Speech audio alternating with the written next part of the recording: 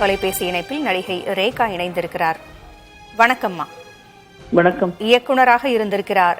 எத்தனையோ நடிகர் நடிகைகளுக்கு நடிப்பு சொல்லித்தந்த பல்கலைக்கழகமாகவும் இருந்தார் பாரதி ராஜா. அவரிடம் நீங்கள் கற்றதும் அவரை பார்த்து வியந்ததும் என்ன? சொல்வதற்கு வார்த்தையே இல்லைங்க. முதல்ல என்னுடைய ஆழ்ந்த இரங்கலை தெரிவித்துக் கொள்கிறேன். இந்த இழப்பு ரொம்ப ரொம்ப வேதனையானது.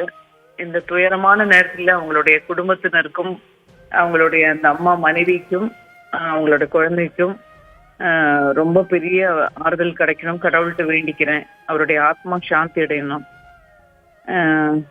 எனக்கு சொல்றதுக்கு ஒண்ணுமே தெரியலங்க. காலையில எந்திரிச்ச உடனே இந்த நியூஸ் பார்த்த உடனே ரொம்ப கஷ்டமா இருக்குங்க. என்ன என்ன சொல்றதுன்னு எனக்கு ஒண்ணுமே தெரியல. ஏன்னா அவரு அந்த மாதிரி ஒரு கேரக்டர் எனக்கு கொடுத்ததுனாலதான் இன்னைக்கு ரைக்கான ஒரு ஆக்ட்ரஸ் எல்லா உலகத்துக்கும் தெரியும். ரொம்ப ஃபீலிங் வெரி பிளஸ்ட். ஏன்னா இந்த மாதிரி சினிமா பெரிய ஒரு உலகம். அந்த சினிமால இன்னைக்கு இவ்வளவு பெரிய ஒரு பொசிஷன்ல இவ்வளவு பெரிய ஆக்ட்ரஸா இருக்கிறோம்னா அந்த எனக்கு கிடைச்ச அந்த கேரக்டரை அப்படி ரெஜிஸ்டர் பண்ணி அப்படியே ஒரு அச்சு மாதிரி வச்சார். அந்த கேரக்டர் இன்னைக்கும் அவ்வளவு மறக்க முடியாத கேரக்டர். என் மேல ஒரு தனிப்பட்ட மிகப்பெரிய பாசம் வச்சிருந்தாரு. அந்த படத்தை தெலுங்குலயும் எடுத்தேன். பட் நான் தமிழ் படம் தான் நான் போட்டு எப்போதும் பாக்குறது. You done a very good job அப்படின்னு அடிக்கடி என்னை பார்க்கும்போதுலாம் சொல்லுவாரு. அந்த ஒரு இமயத்தை இப்படி உடம்பு சரியில்லாம எனக்கு பார்க்கவே ரொம்ப கஷ்டமா இருந்தது.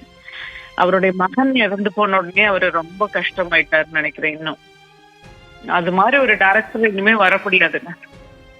ரொம்ப கஷ்டமா இருக்கு. நன்றிம்மா. இணைப்பிற்கு உங்களுடைய இரங்கலை பகிர்ந்தமைக்க நன்றி. ரத்தமும் சதையுமாக தமிழ் வாழ்வை, தமிழர்களின் வாழ்வை திரையில் சித்தரித்து காட்டியவர் இயக்குனர் இமயம் பாரதி ராஜா.